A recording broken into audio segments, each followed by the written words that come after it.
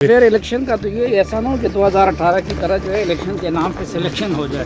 شہباز گل کا جو ٹویٹ تھا جس میں مجھے سلیم شیطان کہا گیا تھا وہ ARY کے ہیڈ لائنز پہ 24 آور چلتا رہا. جاوید اقبال صاحب کے بارے میں انتہائی معذرت کے ساتھ میں ان کے ساتھ جسٹس کا لفظ نہیں استعمال کرتا. اور تبدیلی لائی گئی اور تبدیلی الٹی پڑ گئی تو نیکسٹ کتاب کیا نام ہو سکتا ہے؟ اور تبدیلی گلے پڑ گئی.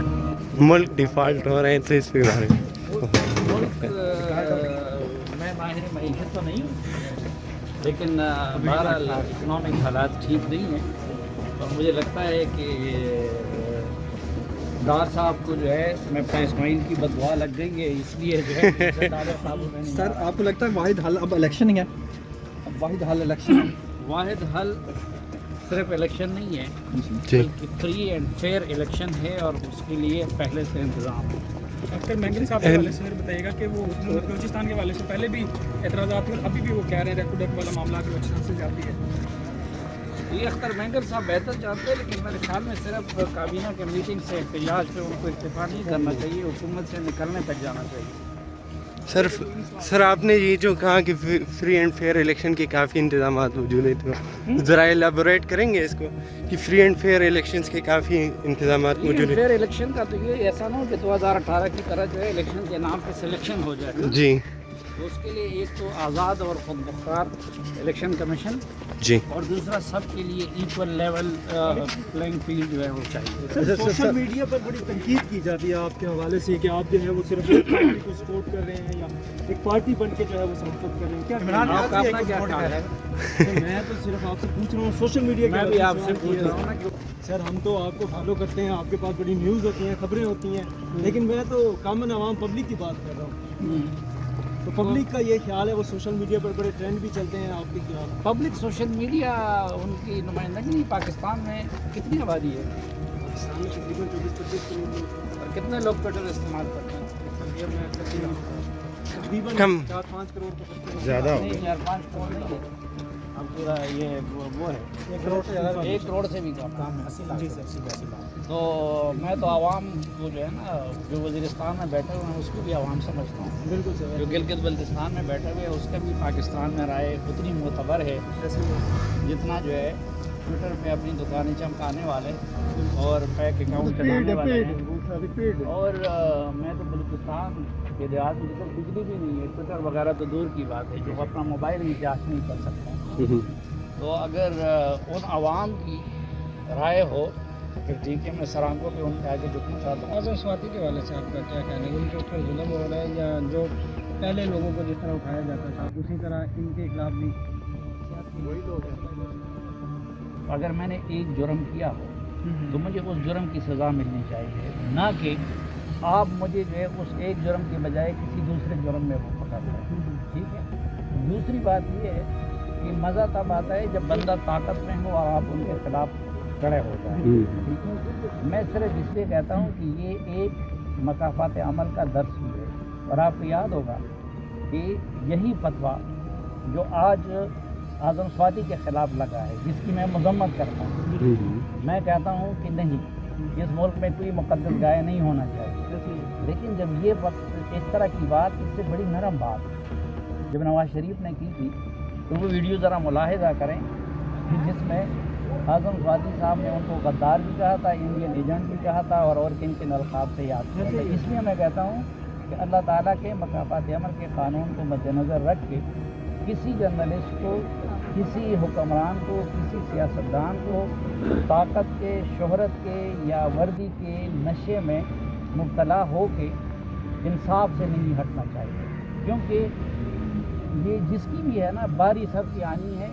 آپ کو یاد ہوگا الیکشن سے میں نے بہت پہلے لکھا تھا کہ باری باری سب کی باری. اشرف شریف کے معاملے میں اگر کورٹ پہ دیکھا جائے سپریم کورٹ میں بہت کم صافی مان ہو گئے ہیں ان کی کیس کی پیروی کرنے میں, تو صافی ایک پیج پہ کیوں نہیں آئی سکتی؟ اس چیز کے لیے کیا نہیں؟ میں تو ارشد شریف صاحب بہیمانہ قتل کے پہلے دن سے مذمت کی, ان کے اعلیٰ سطحی جوڈیشل انکوائری کی کا مطالبہ کیا, اب بھی کرتا ہوں, آئندہ بھی کرتا رہوں گا.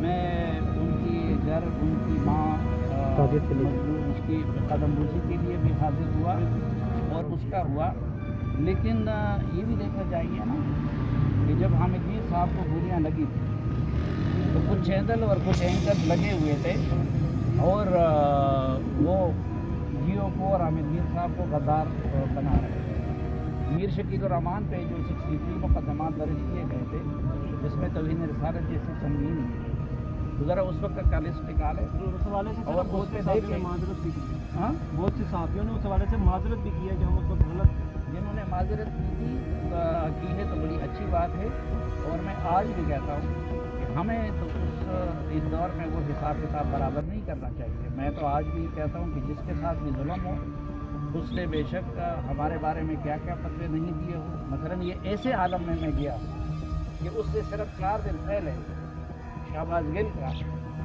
जो ट्वीट था जिसमें मुझे सलीम शैतान कहा गया था वो ARY के हेडलाइंस पे 24 आवर चलता रहा।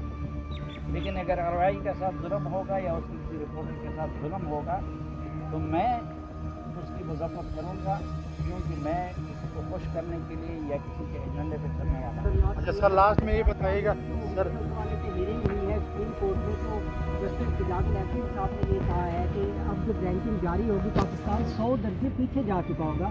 आप नैब तरामीम को कैसे देंगे? जिस तरीके से पिछले सालों में इस्तेमाल किया जावेद इकबाल साहब के बारे में इंतहाई माजरत के साथ में उनके साथ जस्टिस का लफ्ज़ नहीं इस्तेमाल करता।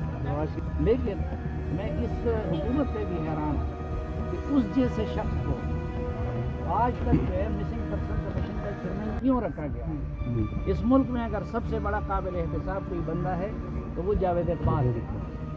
कैसे कैसे पैसे दिए और कैसे कैसे मार्क्स दिए, लोगों की इज्जतों से खेला गया, लोगों को बदनाम किया गया। तो इसका कोई हिसाब नहीं होना चाहिए। लोग बताने क्यों जा रहे हैं? क्योंकि उधर अगर आपने मुझ पर इल्ज़ाम लगाया हो और आप साबित ना कर सके तो आपको पेनल्टी भी देनी पड़ती है और आपको वो अखराजात भी देने पड़ते हैं। तो इसलिए उस शक की हद तक तो पूरा है। पर मैं कहता हूँ PTI वालों को इसकी हुकूमत का शुक्रगुजार होना चाहिए।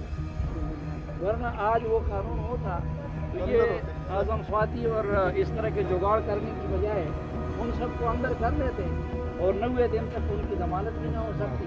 90 दिन तक इमरान खान भी जेल में पड़े होते, 90 दिन तक जो है वो शिबली फराज भी जेल में पड़े होते, 90 दिन तक बाकी भी जेल में पड़े होते। तो ये तो मेरे ख्याल में जो उन्होंने किया है उससे सबसे ज़्यादा रिलीफ उन्होंने तो अपनी अपनी बाजियाँ गुजारी थी ना। जरदारी ने गुजारी, शायद खान ने गुजारी, उसने गुजारी।